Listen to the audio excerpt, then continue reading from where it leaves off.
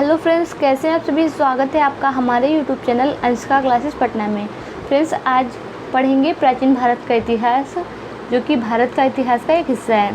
तो video start करते हैं। उससे पहले आप लोग को बता दें कि आप लोग वीडियो को प्लीज़ एंड तक देखिएगा, एंड अगर आप लोगों के लिए वीडियो हेल्पफुल हो तो वीडियो लाइक कीजिएगा। चैनल में नए हैं, चैनल को ज़रूर सब्सक्राइब कीजिएगा। चलिए वीडियो स्टार्ट करते हैं। प्राचीन भारत का इतिहास। प्राचीन भारतीय इतिहास के स्रोत। देखिए, प्राचीन भारत के इतिहास का पुनर्निर्माण विभिन्न स्रोतों के आधार पर किया जाता है। इन स्रोतों का वर्गीकरण 2 वर्गों में किया गया है। ये है साहित्य एवं पुरातात्विक। यानी कि प्राचीन भारत का जो इतिहास है उसका वर्गीकरण 2 भागों में किया गया है, साहित्यिक, पुरातात्विक। साहित्यिक में वैदिक, संस्कृत, पाली, प्राकृत एवं अन्य साहित्य हैं, जबकि पुरातात्विक स्रोत में पुरालेख, सिक्के, स्थापत्य अवशेष, उत्खनन आदि हैं। यानी कि जो पुरातात्विक स्रोत है उसमें जो चीज़ें मिली हैं, सिक्के मिले या फिर कुछ पत्थर के औजार वगैरह, अवशेष वगैरह मिले, उनसे पता चल रहा है। और जो साहित्यिक स्रोत हैं उसमें भाषाएं हैं, जैसे वैदिक, संस्कृत, पाली, प्राकृत एवं अन्य। देखिए, साहित्यिक स्रोत जो है विदेशियों द्वारा विवरण भी है। साहित्यिक स्रोत: ब्राह्मण साहित्य, ऋग्वेद, सामवेद, यजुर्वेद, अथर्ववेद, ब्राह्मण, आरण्य, उपनिषद, महाभारत, रामायण, पुराण। बौद्ध साहित्य: विनय पिटक, सूक्त पिटक, अभिधम्म पिटक, महावंश, दीपवंश, ललित विस्तार, दिव्यावदान, बुद्ध चरित्र, अश्वघोष, महाविवास, वसुमित्र, जातक आदि। जैन ग्रंथ हैं कल्पसूत्र, भगवती सूत्र, आचारांग सूत्र आदि। ऐतिहासिक साहित्य स्रोत: कल्हड़ की राजतरंगिणी, चंद्रबरदाई की पृथ्वीराज रासो, बाणभट्ट हर्षचरित की, विशाखा दत्त की मुद्रा राक्षस। अर्थशास्त्र: कौटिल्य की। कालिदास की अभिज्ञान शकुंतलम और भास की स्वप्नवास दत्त। तो फ्रेंड्स, ये कुछ बुक्स हैं जो इन लोगों द्वारा लिखी गई हैं। अब देखिए, राजाओं द्वारा रचित साहित्य। सातवाहन वंश के जो थे हाल, इन्होंने गाथा सप्तशती साहित्य की रचना की। पल्लव नरेश महेंद्र वर्मन, मत विलास प्रहसन, हर्षवर्धन, रत्नावली, नागानंद, प्रियदर्शिका। चालुक्य वंश के सोमेश्वर मानसोल्लास। साहित्यिक स्रोत ग्रंथ प्रमुख तथ्य दिए गए हैं। कल्हड़ की राजतरंगिणी, जो संस्कृत भाषा में पहली बार ऐतिहासिकता की झलक इसी ग्रंथ में मिली थी। यानी कि जो राजतरंगिणी है कल्हड़ की, उसमें पहली बार ऐतिहासिकता की झलक देखने को मिली थी, सबसे फर्स्ट टाइम पे। महावंश व दीपवंश बौद्ध ग्रंथ दक्षिणी बौद्ध मत के ग्रंथ हैं। ललित विस्तार बौद्ध ग्रंथ की रचना नेपाल में हुई थी। पाणिनि ने पहले संस्कृत व्याकरण अष्टाध्यायी की रचना की थी। इसके बाद मौर्य काल के सामाजिक जीवन की वृत्तांत मिलता है। पतंजलि ने महाभाष्य की रचना की, जो कि पाणिनि की अष्टाध्यायी पर आधारित है। ऐतिहासिक महत्व के प्रथम ग्रंथ की रचना हर्ष के दरबारी कवि बाणभट्ट ने हर्षचरित के रूप में की। अर्थशास्त्र, जो कौटिल्य, चाणक्य, विष्णुगुप्त ने लिखी, मौर्यकालीन राज्य व्यवस्था की चित्रण करती है। देखिए, वाकपति ने कन्नौज के राजा यशोवर्मन पर आधारित गौड़वह नामक पुस्तक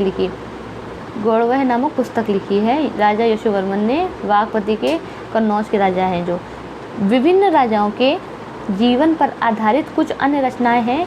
हेमचंद्र का कुमारपाल चरित, न्यायचंद्र का हमीर काव्य, पद्मगुप्त का नवशाह चरित, विल्लाल का भोज प्रबंध आदि। तमिल में लिखी राजकीय जीवन चरित्रों में से नंदीकलम बकम पल्लव शासक नंदीवर्मन तृतीय की प्रशस्ति है। विदेशियों द्वारा विवरण, यानी कि विदेशियों द्वारा विवरण मिला है इतिहास के बारे में। देखिए, यूनानी लेखक हेरोडोटस, इन्हें इतिहास का पिता कहा जाता है। इन्होंने हिस्टोरिका नामक पुस्तक की रचना की है। मेगस्थनीज सेल्यूकस के राजदूत के रूप में चंद्रगुप्त मौर्य के दरबार में रहा तथा इंडिका की रचना की है मेगस्थनीज ने। कभी कभी प्रश्न पूछा जाता है तो इसी से देख लीजिए, मेगस्थनीज ने इंडिका की रचना की। ये मूल रूप से अप्राय है, लेकिन इसके उद्धरण अनेक प्रख्यात लेखकों की रचनाओं में आए हैं। अज्ञात लेखक, एक अज्ञात यूनानी लेखक ने ईसवी सन की पहली सदी में भारतीय बंदरगाहों, प्राकृतिक स्थिति व व्यापार पर प्रकाश अपनी रचना पेरिप्लस ऑफ द इरिथियन सी, लाल सागर का विवरण में दिया है। टॉलमी की जियोग्राफी 150 ईस्वी के आसपास प्राचीन भारतीय भूगोल एवं वाणिज्य की जानकारी देती है। स्ट्रैबो ने मेगास्थनीज के विवरण को काल्पनिक माना।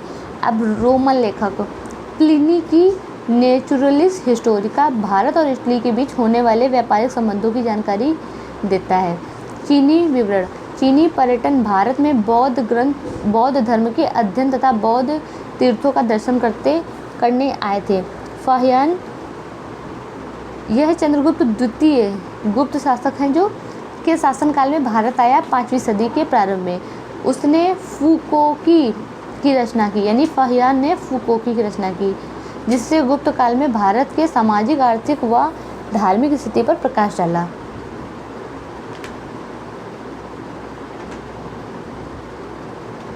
अब है ह्वेनसांग युआंगचांग। यह हर्षवर्धन के समय 629 ईस्वी में भारत आया और सियूकी की रचना की। वाटर्स के अनुसार वह भारत को इन-टू यानी अर्धचंद्राकार नाम देता है। ह्वेनसांग के मित्र वीली ने ह्वेनसांग की जीवनी लिखी।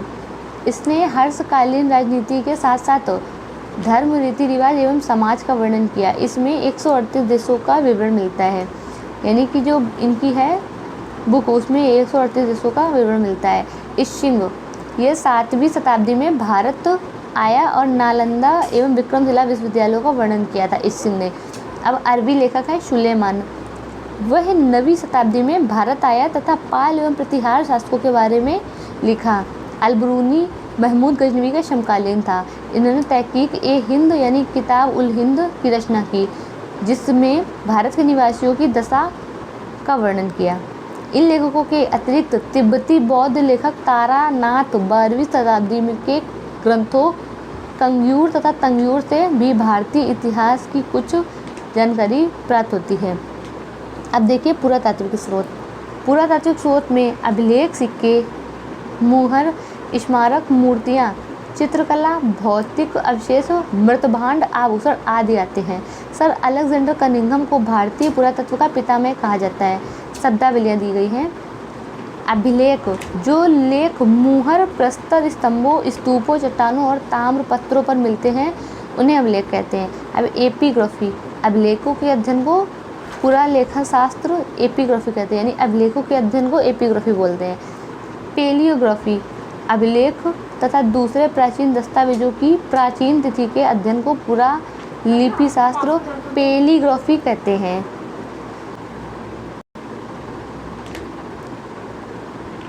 फ्रेंड्स, न्यूमिस्टोटिक्स, सिक्कों के अध्ययन को यानी मुद्रा शास्त्र को न्यूमिस्टेटिक्स कहते हैं। सिक्के, भारत के प्राचीन सिक्के पचमार्क या आहत सिक्के कहलाते हैं। साहित्य में इन सिक्कों को कासारपड़ कहा जाता है। कासारपड़, पुराने सिक्के तांबे, चांदी, सोने और शीशे के बनते हैं। आरंभिक सिक्कों में कुछ प्रतीक मिलते थे, पर बाद में सिक्कों पर राजाओं और देवताओं के नाम तथा तिथियां उल्लिखित होने लगी। यानी कि जब लोगों का शासन आया तो लोगों ने अपना नाम और देवताओं के नाम के बारे में कुछ भी उत्कीर्ण कराने लगे। सोने के लिखित सिक्के सर्वप्रथम कुषाण राजाओं ने जारी किए थे। तो कभी कभी एग्जाम में पूछा जाता है कि सोने के लिखित सिक्के सर्वप्रथम किसने जारी किए थे, तो कुषाण शासकों ने। गुप्त शासकों ने सबसे अधिक सोने के सिक्के जारी किए थे, यानी कि सबसे ज़्यादा गोल्ड जो है सोने के सिक्के गुप्त शासकों ने जारी किए थे। समुद्रगुप्त को एक सिक्के पर वीणा बजाते हुए दिखाया गया था। सातवाहन ने शीशे यानी लेड के सिक्के जारी किए थे। गुप्त काल में स्वर्ण सिक्कों को दिनार एवं चांदी के सिक्कों को रूपक कहते थे। स्वर्ण दिनार और चांदी के सिक्कों को रूपक बोलते थे। देखिए अभिलेख मुहरों, प्रस्तर स्थानों, चट्टानों और ताम्रपट्टों पर मिलते हैं तथा मंदिर की दीवारों और ईंटों या मूर्तियों पर भी मिलते हैं। सबसे अधिक अभिलेख मैसूर संग्रहालय में संग्रहित है। मौर्य मौर्योत्तर और गुप्त काल के अधिकांश अभिलेख कार्पस इंस्क्रिप्शन इंडिकेरम नामक ग्रंथ में संकलित हैं। अभिलेखों में प्रयुक्त लिपियाँ प्राकृत लिपि, ब्राह्मी लिपि, खरोष्टी लिपि। देखिए आरंभिक अभिलेख प्राकृत भाषा में लिखे जाते हैं। ब्राह्मी लिपि जो है ये बाएं से दाएं में लिखी जाती है, तो इसे आसानी से याद कर सकते हैं। देखिए ब्राह्मी लिपि जो अशोक के शिलालेख है वो ब्राह्मी लिपि में लिखे हैं, तो ब्राह्मी से बी हो जाएगा और यहाँ पे बाएं से दाएं हो जाएगा, ठीक है। और खरोष्टी में जो है अशोक के शिलालेख खरोष्टी में लिखे हैं, कुछ लिखे हैं, मतलब दोनों भाषाओं में कुछ कुछ लिखे हैं, तो ये दाएं से बाएं हो जाएगी। यूनानी एवं आरमाइक लिपि पाकिस्तान एवं अफगानिस्तान में शेष में अशोक के शिलालेखों में इन लिपियों का प्रयोग हुआ है। यानी यूनानी आरमाइक लिपि का प्रयोग जो है पाकिस्तान अफगानिस्तान में अशोक के शिलालेखों में इन लिपियों का प्रयोग होता है। यानी कि ब्राह्मी लिपि, खरोष्टी लिपि और यूनानी एवं आरमाइक लिपि तीनों में ही अशोक के शिलालेखों का वो हुआ है, यूज़ हुआ है। देखिए 14वीं शती में फिरोज शाह तुगलक को अशोक के 2 शिलालेख मेरठ उत्तर प्रदेश एवं टोपरा हरियाणा में मिले, जिन्हें दिल्ली लाया गया। 1837 में जेम्स प्रिंसेस ने इन शिलालेखों की ब्राह्मी लिपि को सर्वप्रथम पढ़ा। यानी जेम्स प्रिंसेस ने 1837 में ब्राह्मी लिपि के शिलालेखों को सर्वप्रथम पढ़ा था। देखिए महत्वपूर्ण अभिलेख एवं उनके शासक दिए गए हैं। समुद्रगुप्त जो कि हैं गुप्त वंश के, प्रयाग प्रशस्ति अभिलेख इलाहाबाद में, रुद्रदामन का जूनागढ़ अभिलेख गुजरात में, स्कंदगुप्त गुप्त वंश के जो है भीतरी स्तंभ लेख गाजीपुर में, खारवेल कलिंग हाथी गुम्फा अभिलेख, पुलकेशिन द्वितीय चालुक्य वंश के ऐहोल अभिलेख, राजा भोज प्रतिहार ग्वालियर प्रशस्ति एमपी में, विजय सेन का देववाड़ा अभिलेख, हर्षवर्धन यानी वर्धन वंश के हैं जो मधुवन एवं बांसखेड़ा अभिलेख, यशोधर्मन मंदसौर प्रशस्ति जो कि मालवा नरेश थे, गौतमी बलश्री सातवाहन वंश के जो है नासिक अभिलेख। देखिए अभिलेख विशिष्ट तथ्य, रुद्रदामन का जूनागढ़ अभिलेख संस्कृत भाषा में जारी प्रथम अभिलेख माना जाता है। पुलकेशिन द्वितीय का ऐहोल अभिलेख उसके दरबारी कवि रवि कीर्ति द्वारा रचित है। अशोक के प्रयाग स्तंभ लेख में कारुवाकी एवं तीवर का उल्लेख मिलता है।